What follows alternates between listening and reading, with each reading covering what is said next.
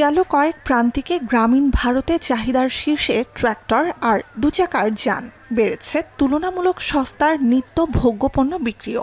চলতি বছর স্বাভাবিকের চেয়ে বেশি বৃষ্টিপাত আর কৃষকদের আয় বৃদ্ধির প্রভাবে দেশটির গ্রামাঞ্চলে ভোগ্যপণ্যের চাহিদা বাড়ছে, কমছে মূল্যস্ফীতি।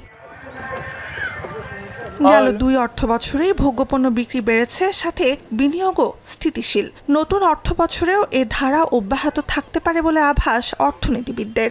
বলছেন, গ্রামাঞ্চলে ভোগ্যপণ্য বিক্রি ঊর্ধ্বমুখী হওয়া আশার খবর। 1 এপ্রিল থেকে শুরু হওয়া চলতি অর্থবছরে 6.5% অর্থনৈতিক প্রবৃদ্ধির আভাস ভারতের কেন্দ্রীয় ব্যাংকের।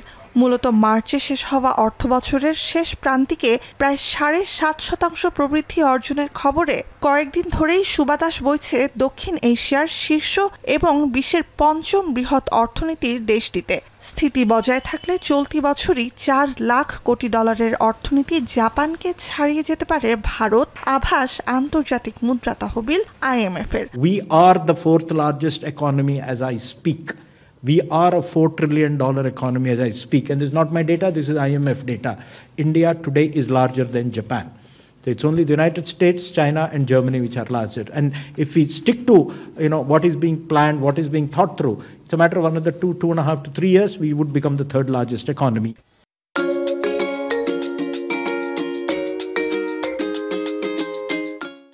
চলতি বছরের জানুয়ারি থেকে মার্চ মাসে প্রত্যাশার চেয়েও বেশি অর্থনৈতিক প্রবৃদ্ধি অর্জন করে বিশ্বের সবচেয়ে জনবহুল দেশ ভারত। আগের প্রান্তিকে ব্যক্তি পর্যায়ে 8% খরচ বৃদ্ধির পর বিগত প্রান্তিকেও এ হার বাড়ে 6%। এই প্রান্তিকে ভোক্তা পর্যায়ে মুদ্রাস্ফীতি সমন্বিত ক্রয় ক্ষমতা বেড়েছে 7%-এর বেশি, যা ভারতের সামগ্রিক অর্থনৈতিক প্রবৃদ্ধিকেও ছাড়িয়ে গেছে। ইতিবাচক প্রভাবের বাইরে নয় পুঁজিবাজারও। पॉजिटिव इम्पैक्ट मार्केट पे पड़ेगा, इसका पॉजिटिव इम्पैक्ट शेयर मार्केट पे पड़ेगा, पब्लिक की अर्निंग पे पड़ेगा। तो जहां आपकी अगर अर्निंग बेटर होती है तो डेफिनेटली आपका एक्सपेंसेस पे इम्पैक्ट आता है, आपकी सेविंग पे आता है। तो it would be a balance. एक सुखद आश्चर्य हुआ है, जो जीडीपी फिगर आए हैं 7.4%, पूरी जो स्ट्रीट की अपेक्षा से बहुत ही ऊपर आए हैं, बहुत ही अच्छे आए हैं और स्ट्रीट ने इतना एक्सपेक्ट नहीं किया था। और उसके हिसाब से पूरे साल का जीडीपी FY25 जो 24-25 का साल का जीडीपी 6.5% जो गवर्नमेंट ने एस्टिमेट दिया था वो अचीव हो गया है। বিশ্বজুড়ে যুক্তরাষ্ট্রের আরোপিত শুল্কযুদ্ধ এবং ভূ রাজনৈতিক উত্তেজনার জেরে ঝুঁকিতে বৈশ্বিক অর্থনৈতিক প্রবৃদ্ধি এবং আর্থিক প্রবাহ। এসবের মধ্যেই ধীর গতিতে এগিয়ে চলছে ভারতের গ্রামীণ অর্থনীতি। তার উপর অভ্যন্তরীণ উৎপাদন ও নির্মাণ খাতের গতি বৃদ্ধি সমন্বিতভাবে ছাপিয়ে যাচ্ছে ভবিষ্যৎ ঝুঁকির শঙ্কাকেও। Growth impulses will be transmitted to all sectors of the economy.